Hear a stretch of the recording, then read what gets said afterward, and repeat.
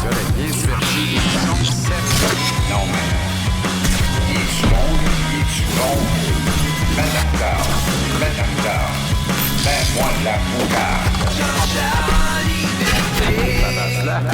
Salut tout le monde. Ouh, comment tu vas? Heureux de te retrouver, Jean-Charles en liberté. Début de la semaine 13. Aïe aïe. Semaine 13. Déjà, fou raide. Ça va beaucoup trop vite. Tu beau, lui? Ah. Il est-tu bon, lui? C'est le Bronco Sport, ton coéquipier par excellence. Bronco Sport, disponible dans l'un ou l'autre des 84 concessionnaires Ford du Québec, des gens de famille, des gens de cœur. La série entre les Leafs de Toronto et les Panthers de la Floride est entrée dans une phase de violence presque sans nom, une violence d'une gratuité indécente parce que tolérée. Les gestes dangereux se multiplient. C'est plus juste Sam Bennett qui s'excuse pratiquement en pleurant auprès de son ami, le gardien Stollards, pour être entré le coude devant en collision avec sa tête. Stollards qui en a régurgité au banc, on ne l'a pas revu encore. Le geste de Max Domi à l'endroit du capitaine des Panthers, Sacha Barkov, est un geste d'un niveau de dangerosité qui ne fait pas de sens. En même temps, je me pose la question, le même geste commis dans un match à 0-0 ou 1-1 au pointage en milieu de première période, est-ce que ça provoque la même tollée? Est-ce que ça fait autant jaser? Je pense pas. Honnêtement, je pense pas. Mais c'est pour ça qu'on juge tout le temps toutes sortes de circonstances selon les facteurs, certains aggravants ou non, qui y sont associés. Facteur aggravant dans ce cas-ci, c'est que Domi commet son geste déplorable, répréhensible, alors que le match est plié, terminé. C'est une façon pour lui de passer, d'évacuer de la frustration. En même temps, peut-être que d'essayer de mettre la marde, là, de revirer à la série de barres encore. C'est-à-dire, c'est en parfait contrôle. Là, on est à 2 partout. Bobrovski est à tout croche. Là, il est bien droite. Ça sent mauvais pour Toronto dans ce deuxième tour-là. Ça sent subitement très mauvais alors que ça avait commencé par sentir bon. Alors, qu'est-ce que Domi est allé faire exactement? Puis en quoi ça met la Ligue dans l'embarras, ses coéquipiers dans l'embarras, parce que tout de suite, Tkachuk au banc parlait directement à Mitch Marner. T'es pas prête pour la prochaine game, mon petit Mitch. T'es mieux de marcher fesses serrées à tout moment. Je vais t'entuber. À tout moment, je vais te cheap-shotter. Alors que tu t'y attendras pas. Une seconde d'inattention, bang! Va te sortir de la série. On veut aller là. C'est clair. Parce qu'on tolère. Il y a escalade, la Ligue ferme les yeux. Probablement parce que le public américain en raffole. Il aime cette violence sur glace. Mais à quel prix? Dans le cas de Domi, c'est un geste salaud et c'est un évident cas de rage sur glace. C'est comme ça que je les appelle. On parle beaucoup dans notre société des cas de rage au volant. Il y en a de plus en plus d'ailleurs et ça pullule. Mais dans ce cas-là, je pense qu'il faille parler à juste titre d'un cas de rage sur glace. Tu viens fou. Peut-être un petit peu trop d'ammoniaque, je ne le sais pas. Tu es en train de devenir complètement dingue.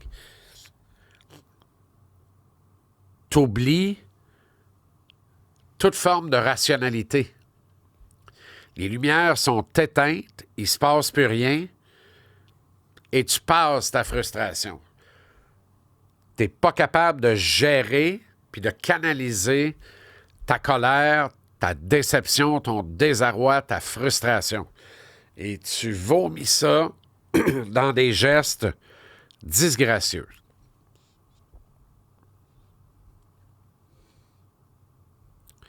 La faute à qui? La faute à toi, Max. Tantôt, la faute à toi, Bennett. Mais la faute à la Ligue.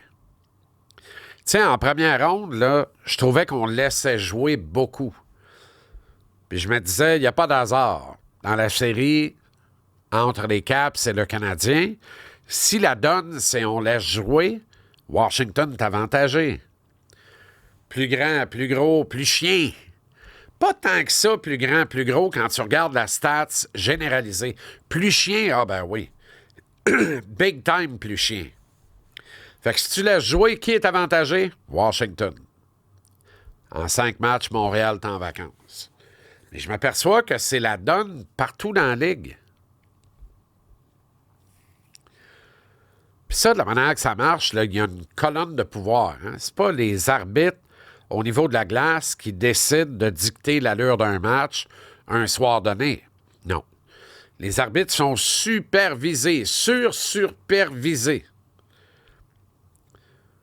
Donc, la donne, la volonté, la ligne de parti, elle émane de ceux qui supervisent et gèrent les arbitres. C'est un petit consortium. Lequel reçoit les directives de Colin Campbell. Lequel les décide en accord avec Bill Daly, Gary Bettman. Et le même Campbell qui donne également des directives au département de la sécurité des joueurs. Sans donner de directives, le département de la sécurité des joueurs, qui est tout sauf indépendant de la Ligue nationale, est très au fait des directives qui se donnent. Alors, la directive, c'est pas on veut une escalade, on veut des gestes dangereux, puis savez-vous quoi? On veut pas de club canadien, fait qu'assurez-vous de truquer la série Washington-Montréal. C'est pas ça, là. On est dans la subtilité, quand même. Mais la directive peut très bien être série éliminatoire, on laisse jouer, les gars. On est juste un peu plus tolérant, on laisse jouer. C'est pas des caves à la Ligue nationale. Hein? Ça se bat pour des parts de marché qui se traduisent par des revenus. Tout le monde dans les bureaux de la Ligue à New York, Financial District, a bien pris connaissance de la confrontation des 4 nations. Tout le monde a vu comment personne ne s'est levé pour aller chez des chips. Il y en a qui sont même pissés dessus pour pas manquer les 3 bagarres en début de match à Montréal, ce fameux samedi soir, Canada-États-Unis. Ouais, comme Eddie Shore, ouais, comme Toe Blake. Ouais, voyons, Reggie Dunlop. Quand est-ce que tu prends ta retraite? Pas là. Faut jamais oublier que la volonté de Bill Daly et Gary Bettman reflète la volonté d'une majorité de propriétaires qu'on appelle les gouverneurs. Gary Bettman n'est pas un président, il est un commissaire. Le commissaire est à la solde des 32 gouverneurs, donc des 32 fondés de pouvoir, les 32 droits de vote représentant 32 propriétaires d'équipes de la Ligue nationale. On croit savoir, comprendre, et c'est pratiquement documenté, qu'une majorité des 25 propriétaires américains, une large majorité, sont des apôtres de la violence. Prônent le hockey tough, le hockey dur, le hockey de violence. Pourquoi? Parce que leur public, majoritairement caucasien, pour ne pas dire trumpien, /républicain, le public majoritaire du hockey aux États-Unis ressemble beaucoup au public de NASCAR. Fait qu'il y a eu des volontés d'attirer les jeunes familles, puis de faire une migration, puis de s'en aller autrement. Non. Ils le savent. Leurs études le démontrent. Leur clientèle, ils la voient. Ils la connaissent. Ce sont des spécialistes du marketing, de ciblage notamment. Ils connaissent la cible à laquelle ils s'adressent. Alors, c'est certain que les actions ou les non-actions à poser ou à ne pas poser vont dans le sens de servir cette clientèle cible prisée et cette clientèle cible désirée de la part des propriétaires de la Ligue nationale. Fait que c'est pas arrangé avec le gars des vues, mais il y a des directives qui sont données et qui sont appliquées. Ça nous place devant quoi? Ça nous place devant ce qu'on voit. Nous autres, ce qu'on voit, c'est ce qui se passe sur la glace. On voit comment c'est absurde. Les arbitres ne sont pas aussi mauvais qu'on le dit. Mais ils sont aussi mauvais qu'on le voit. Mais sont-ils aussi mauvais dans les faits? Non. Eh ben non. C'est juste qu'ils sont tous mêlés. Ils sont tous étourdis. Et c'est quoi la donne? Comment vous voulez qu'on cale ça? Et en même temps, il y a des matchs qui se décident, victoire-défaite, sur des pénalités qu'on appelle des automatiques. Puis là, on voit tout de suite les arbitres en salle-là, il n'y a pas de doute, je lève le bras. Quoi? Défenseur, le caliqué dans les estrades, depuis sa zone défensive, c'est un 2. Parfait. C'est un automatique, c'est un 2. Parfait.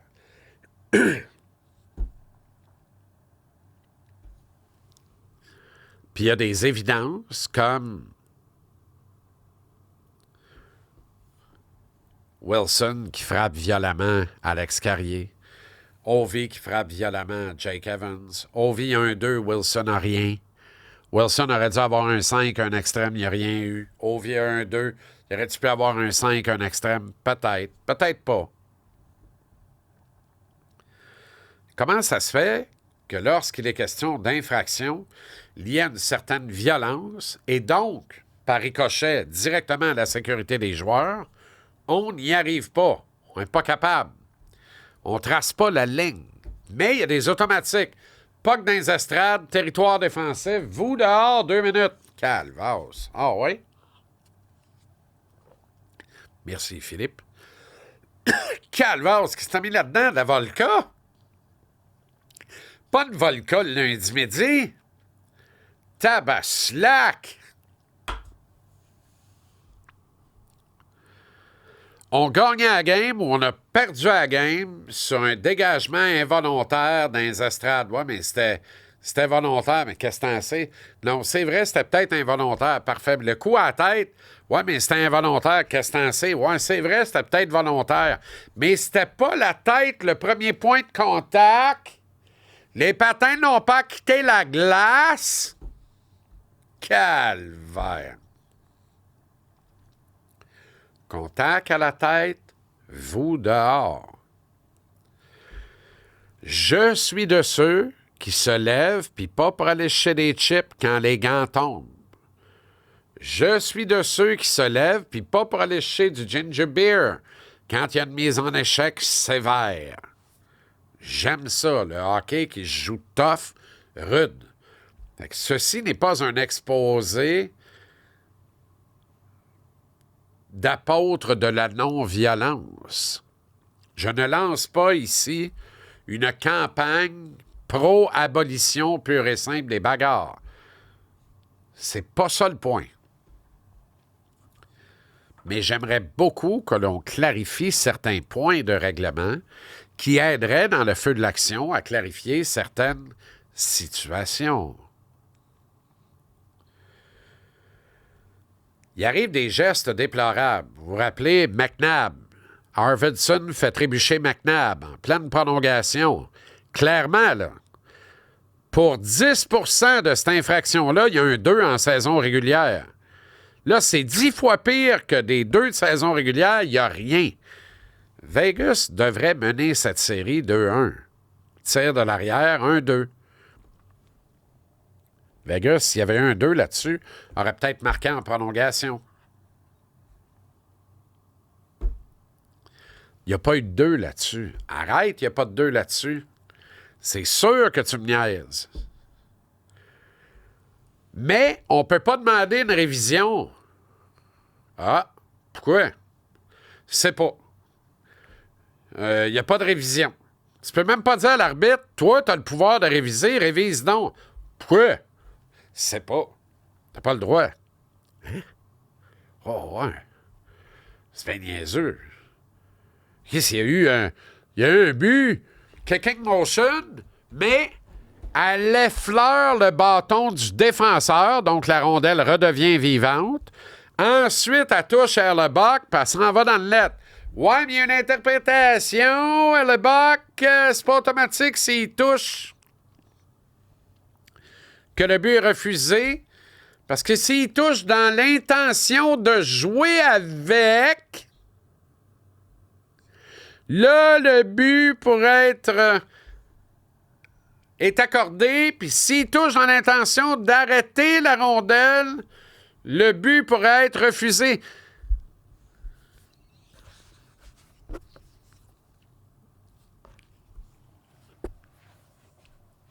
Attends une minute, là.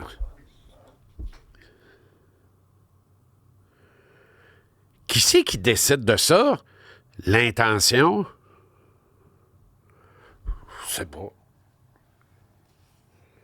Je sais pas.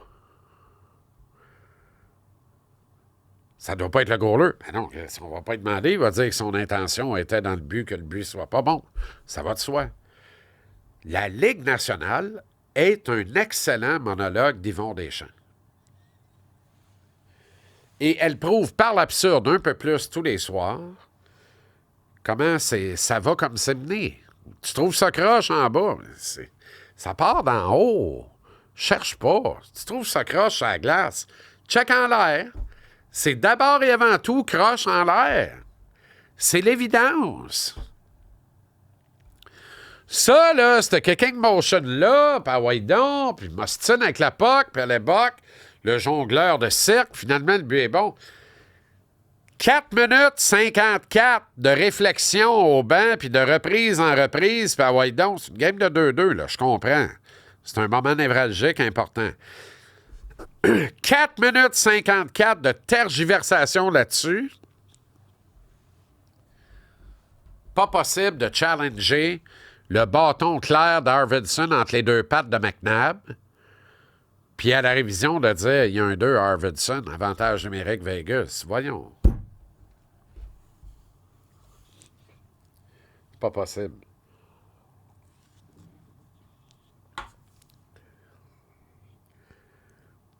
Anyway, Bobrovski est redevenu Bobrovski. Mauvaise nouvelle pour les Leafs. Joseph Woll n'est pas un facteur aggravant. Bonne nouvelle pour les Leafs. À date, ça tient. C'est 2 laines et tout. Mais Austin Matthews score pas. Mauvaise nouvelle pour les Leafs. Puis Matthew Tkachuk veut se lâcher les noix de Mitchell Marner. Autre mauvaise nouvelle pour les Leafs. La meilleure nouvelle pour les Leafs, Craig Berube. S'il y a quelqu'un qui peut calmer tout le monde, dire hey, back to basic. On va jouer au hockey. Ils ont 2 games de gagner, mais nous autres aussi. On a encore l'avantage de la glace. Let's go.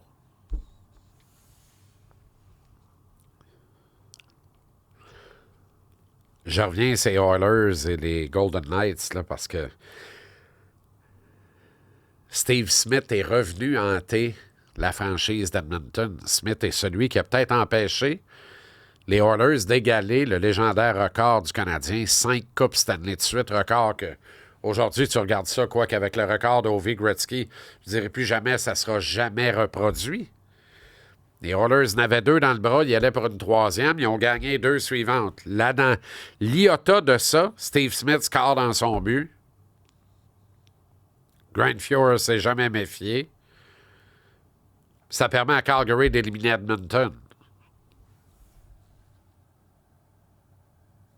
Canadien gagne ce couple-là. 86, la naissance de Casso.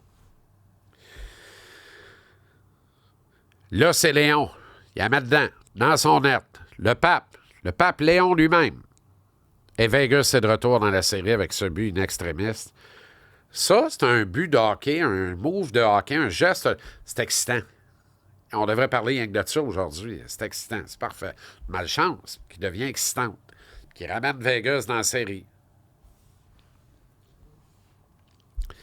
Très belle qualité de match numéro 3 pour la Caroline contre Washington. Très, très belle qualité. S'ils reproduisent ça ce soir, ça sent pas bon pour les Caps.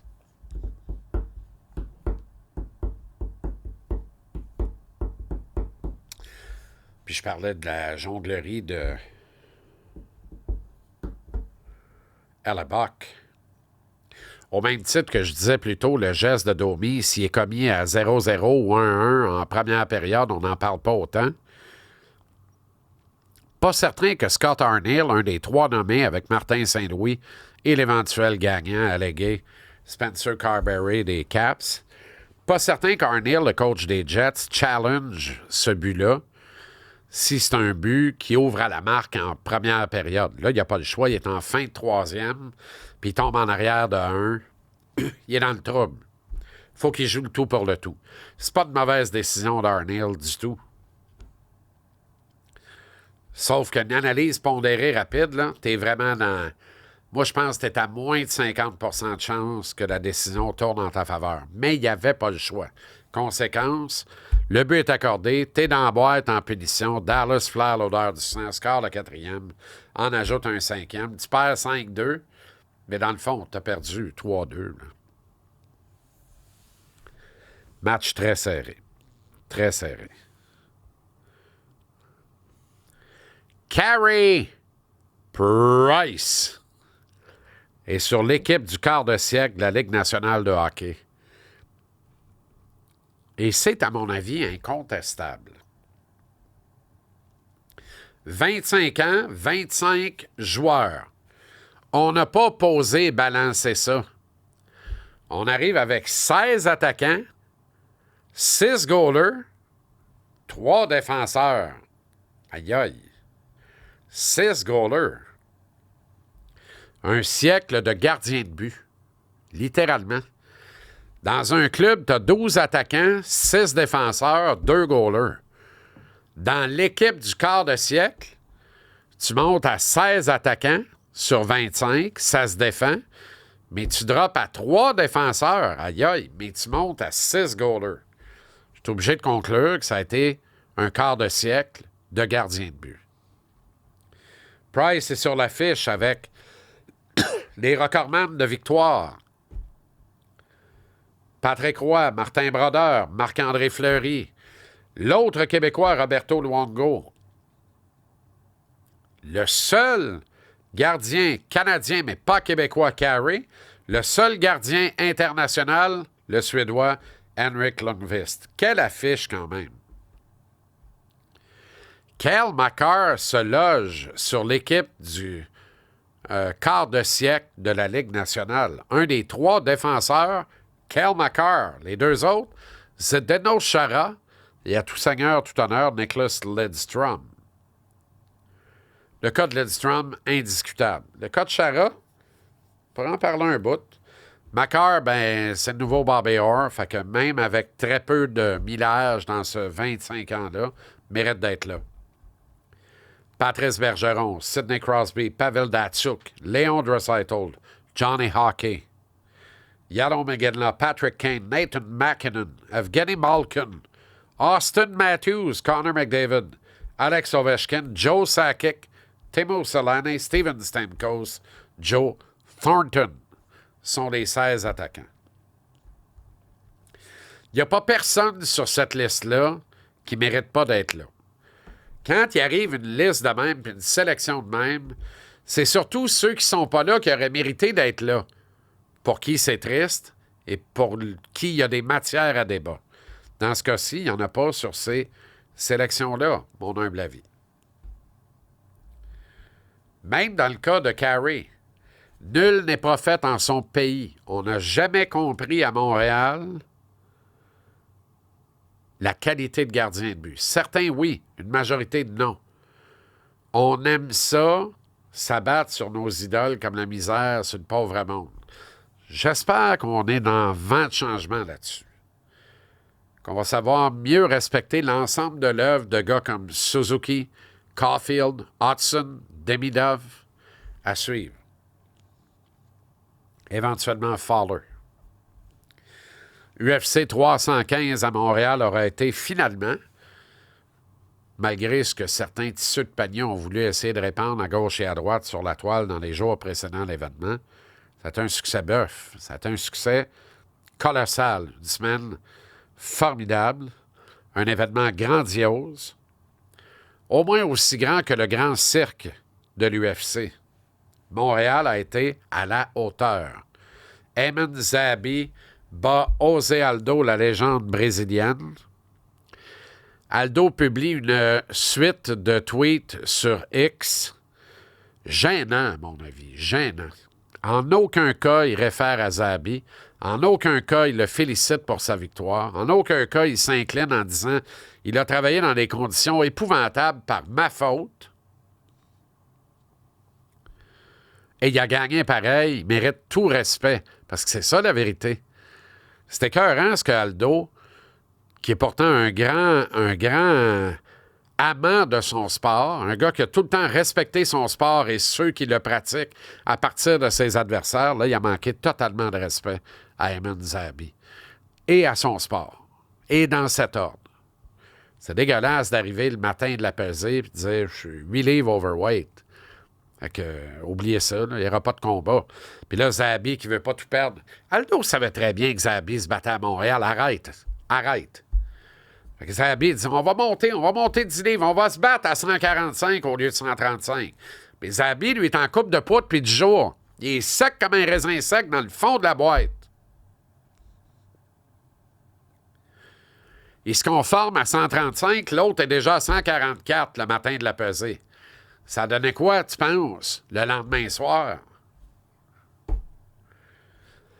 Fait qu'avec un 15 à 18 livres de nuance, Zahabi gagne pareil sur Aldo. Aldo aurait dû s'excuser, s'incliner en respect. Au lieu de ça, il a joué calvasse de victime sur X/Twitter. Gênant. Je trouve que l'étoile de ce légendaire combattant a énormément pâli avec ça. Arrête de jouer pleurine. Arrête d'essayer de faire brailler le monde en te profilant en victime. J'ai livré la plus importante bataille de ma vie et c'était contre moi-même avec les problèmes de poids. Arrête. Manque de respect à ton adversaire. Manque de respect à ton sport. Bravo à Eamon Zahabi. Que Dana White et les bons de l'UFC prennent note et offrent une grande tribune à ce combattant-là le plus rapidement possible. Que c'était beau de voir Georges dans le coin en plus. Shout-out Marc-André Barriot également. KO percutant un coude de tous les diables. Puis le Canadien Miller avec petit poil de lièvre dans son coin, qui est allé d'un knockout extraordinaire puis un titre mondial qui change de main en grande finale. Une carte finalement relevée qui a fait le bonheur, qui a satisfait tout le monde dans la place et all around the world. For the millions who are watching.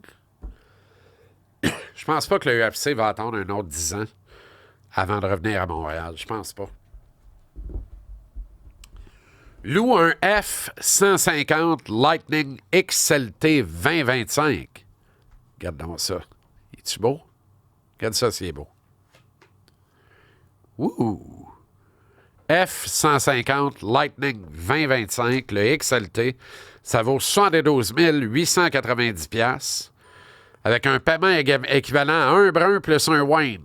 199$ par semaine. Visite ton détaillant Ford du Québec ou va au ford.ca/JC en liberté. Ford.ca/JC en liberté. La promesse électrique Ford F-150 Lightning XLT 2025. C'est peut-être pour toi, ça, mon chum. 84 concessionnaires Ford au Québec. Des gens de famille qui t'accueillent les bras puis le cœur ouvert puis qui prennent soin de toi comme si tu étais un des leurs. Merci à Belle Gang de Tréviers également. Là. T'en veux plus? Rejoins le vestiaire leschums.com. Abonne-toi, joueur régulier, adjoint au capitaine. Obtiens des contenus exclusifs, des valeurs promotionnelles sur les items, merchandising, magazine au Pro Shop, cette casquette, quantité limitée, casquette officielle. Les 2 premiers modèles, les Chums, sont sortis. Offre spéciale pour les abonnés du vestiaire. Merci de continuer de liker, de partager. Follow sur Facebook, Instagram, Twitter X et TikTok. Oh, la Instagram. Et partage les épisodes du jour sur la chaîne YouTube et Spotify. Merci bien gros d'être là. La grippe va un peu mieux, mais on n'est pas sorti encore. Mais on va être là demain pareil. Salut, prends soin de toi. À demain.